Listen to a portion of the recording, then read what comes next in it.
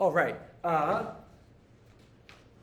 So you maybe remember this from Rui's video, right? There's certainly lots of other old sources that we used to use. And they used to always say, one thing China needs to do to improve its financial system is have a bigger bond market, right? The bond market in China is too small, right? We talk about direct and indirect investment. Well, that video is old. This is 2023. The bond market in China is much bigger. It's the second largest bond market in the world, right? Behind, I think, only the United States. And it's big in terms of volume, which makes sense because there's 1.3 billion people in China, right? It's got almost the world's largest economy. But it's still relatively large in terms of its relationship to the size of the GDP, right? So China does have a large bond market. So you might think, oh, that means China has reformed. China has reformed its financial system and is now closer to being like the West. Well, I'm going to argue against that today, right? And what I want to show you today was that this creation of a bond market is not really reform. Instead, what it was a response from the Chinese central bank as well as government regulators. They wanted to get rid of shadow banking in China.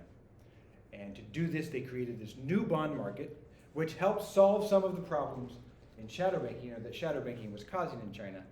But it also leads to some questions about how China's financial system will work.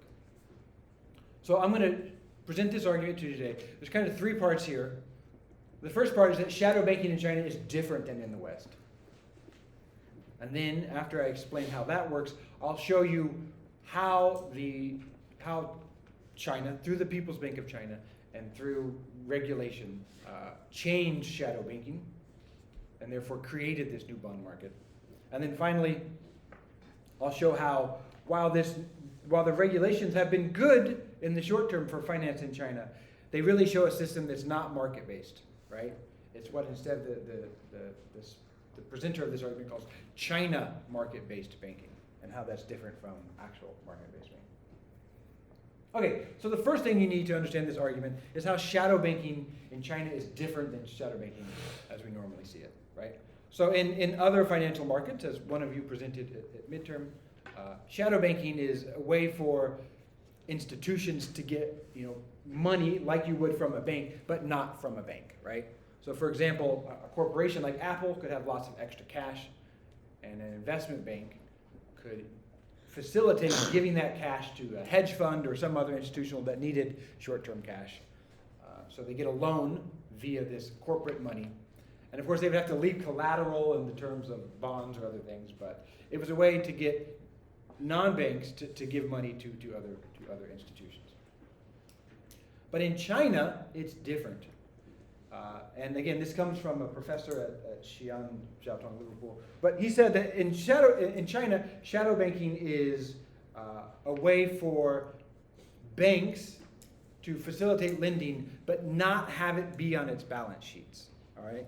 So China has extra rules, and it was hard to get liquidity. So China would use this kind of form of shadow banking in order to do stuff, but not have it be on its balance sheets, which of course were heavily regulated.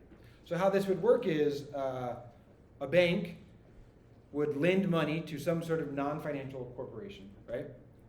But then they would borrow money in interbank, like LIBOR, right? They'd borrow money from another bank to get rid of that off its balance sheets, right? So in that sense, the lending became indirect.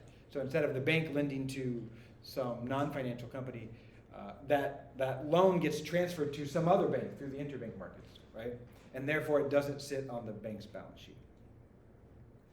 So this helps them get around regulations, and it helps them have more liquidity, right? Because the government was seeing this. Now, the government didn't like this, right? In 2013, 10 years ago, there was this big liquidity crisis. And I don't really understand much about it, but we had this problem where it was hard for banks to get money, right? And the government was like, we need to get rid of this shadow banking form. And they did this by doing two different things, right? They had regulations that they used, and they had a monetary policy that they did. So for about 10 years, China has been making regulations, and the goal of these regulations was to get rid of this connection between interbank, bank-to-bank lending, and lending to other non-financial companies, right? Because we said shadow banking in China was interbank lending used to get around regulation and to get liquidity. And they made rules that canceled this. So they made rules that say you couldn't do this.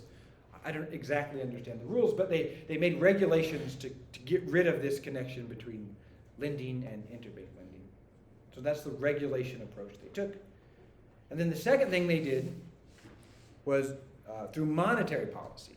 And essentially what this means is again, a fancy word that means something. The Central Bank of China, the People's Bank of China, they would lend money to banks. And this is how banks could get liquidity. So they wouldn't go through interbank lending. They would just directly borrow money from the central bank. And you can see this. They showed a chart, but before 2015, the People's Bank of China didn't really lend money at all to banks. But now they lend hundreds of billions of dollars to Chinese banks, right? So there's this big lending aspect into the monetary policy. And you can also see, since they changed the regulations in 2015, the repo markets, the shadow banking kind of stuff, is much less volatile, right? The markets have been much more stable since they passed these regulations. So we can see then that the things that the government was doing did help make the financial system more stable by getting rid of this shadow banking in China. But and at the same time, this created a bond market in China, right? So these regulations that China took to get rid of shadow banking ended up creating this bond market, because now banks and non-financial companies that need financing, they go to these bond markets, right? But we can see that these are not market-based. The reason these bond markets exist is not because supply and demand led them to it. It's because regulation and monetary policy from the Chinese government created these bond markets. So that means that it's not the financial markets that control risk and credit. It's the People's Bank of China via lending and via regulation that control credit risk, right? So it's not a market based in that way.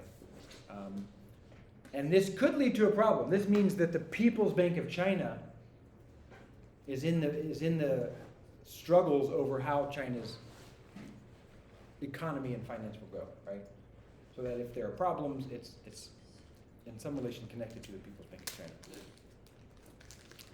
Now this has been good for financial stability, but it raises some questions about how China will get out of this situation, and how can we get actual market-based banking, right, which is a bond market controlled by prices and supply and demand as opposed to government policies, without broad political consensus to change how we do stuff, right? It kind of puts the People's Bank of China in a difficult position. Okay, so that's the argument, right? That the bond markets in China were created by the Chinese government through regulation and through monetary policy to get rid of shadow banking in China.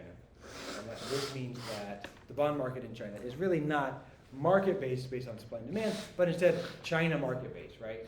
Directed by the goals of the government. So in conclusion, what I want to say is that when you see information about how, China now has this new bond market, it's one of the largest in the world, that doesn't necessarily mean that, China is more reformed, right? Its financial system is becoming like the West. It doesn't necessarily mean that, because the government, through the People's Bank of China, through regulation, they're able to use these markets to do the things that it wants to do, which can be effective for the government to help control things and create financial stability, but it means it's not actually a market-based approach. Done.